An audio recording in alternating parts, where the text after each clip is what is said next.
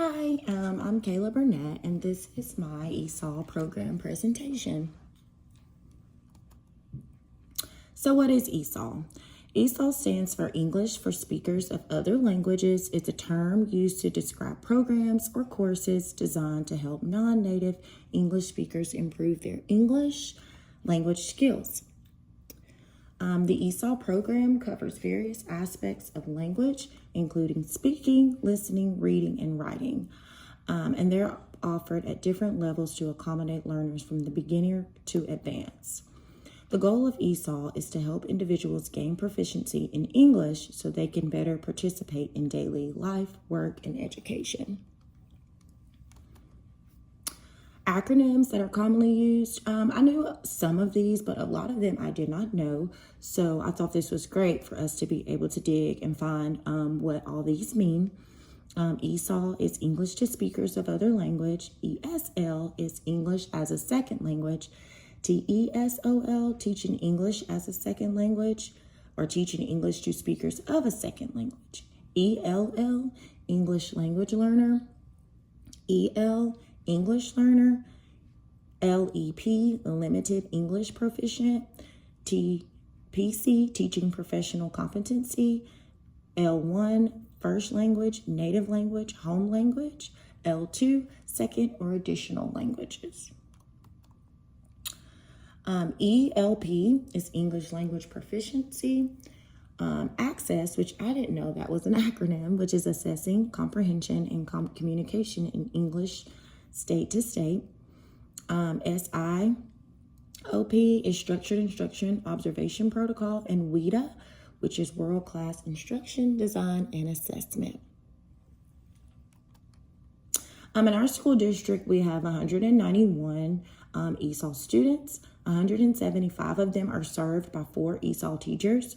13 students are monitored and 3 are parent waived.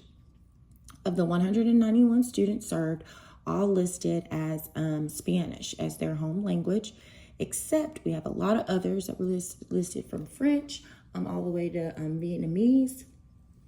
And we also have various Spanish speakers from Mexico, Guatemala, Dominican Republic, Venezuela, Honduras, and El Salvador.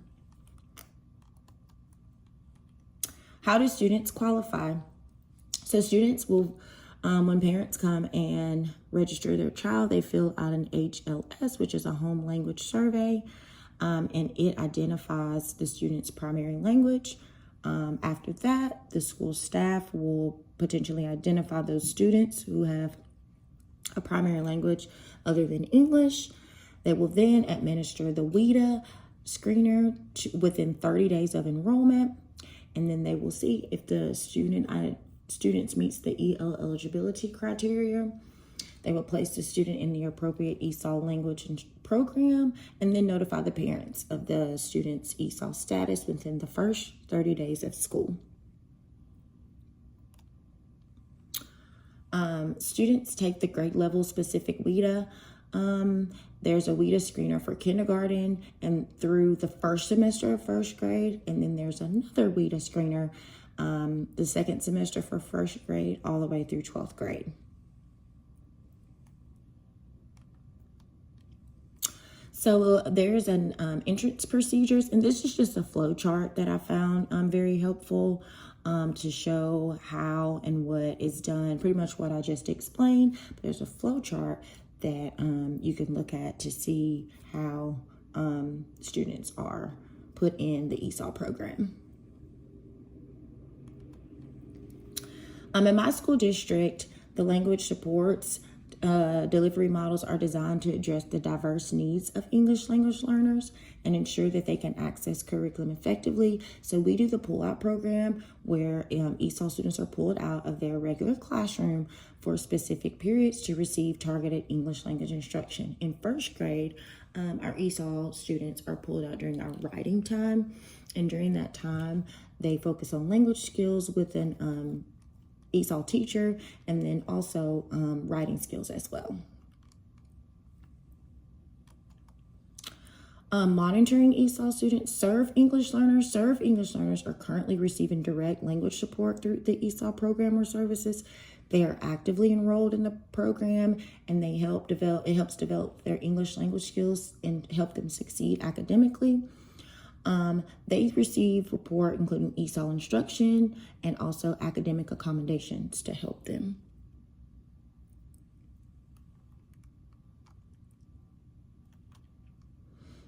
Monitored English learners are students who have exited the direct ESOL services but are still monitored to ensure they continue to perform well academically and maintain their English language proficiency. The support that's provided, while they no longer receive direct ESOL services, there's ongoing monitoring, regular checks on their academic performance, and English language use to ensure they succeed without any additional support. They have occasional interventions to help them if they struggle once they exit the ESOL program.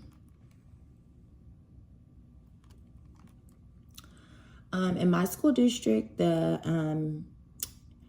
ESOL teacher and the mainstream teacher work together to support multilingual learners through a variety of tailored strategies.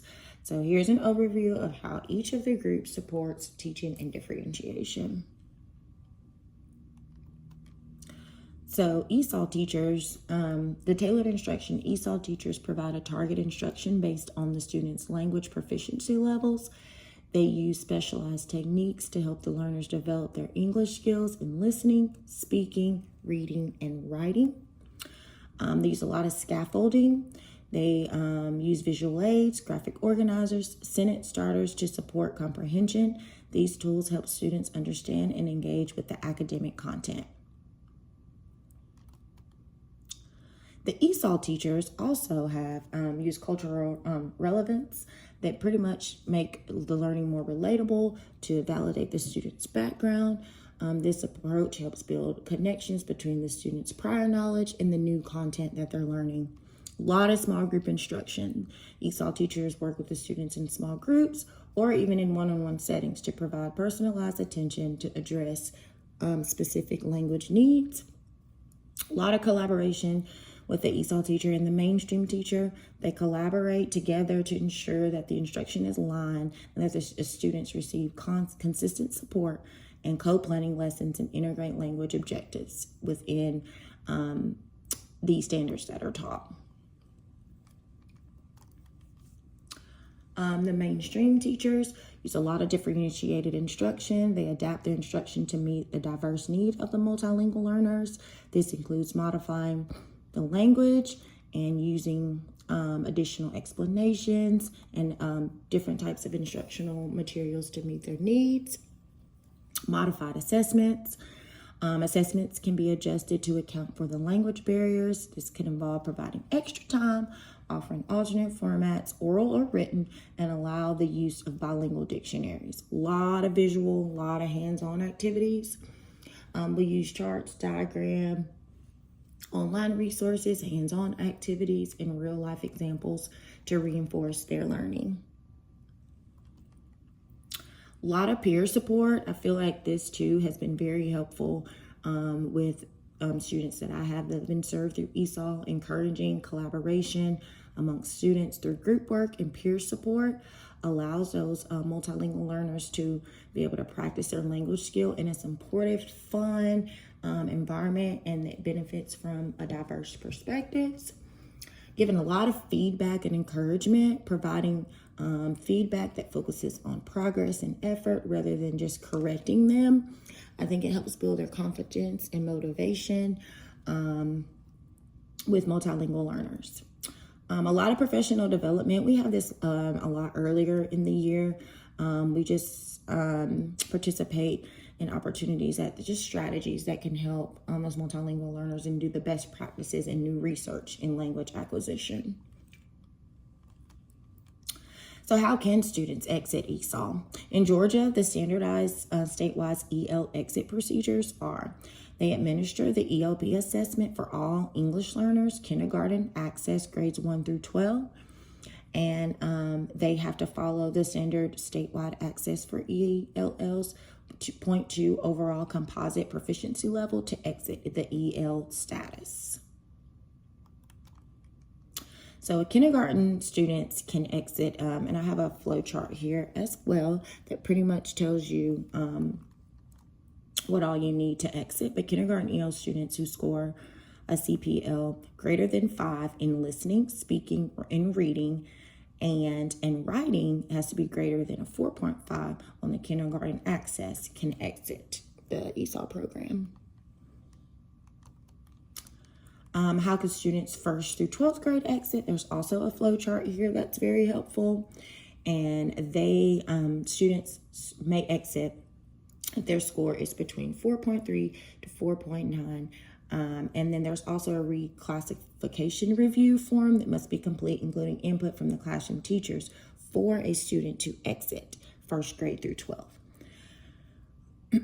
And then once the classification form must be maintained in the student's permanent file for ESOL file. That was pretty much it. I enjoyed this. I learned a lot of things that I did not know initially about our ESOL program at my school. I think this was a really good project that can let you really dive in to know and get to know and understand all the students within your building. So, but here are my references, and that is it. Thank you so much. Bye.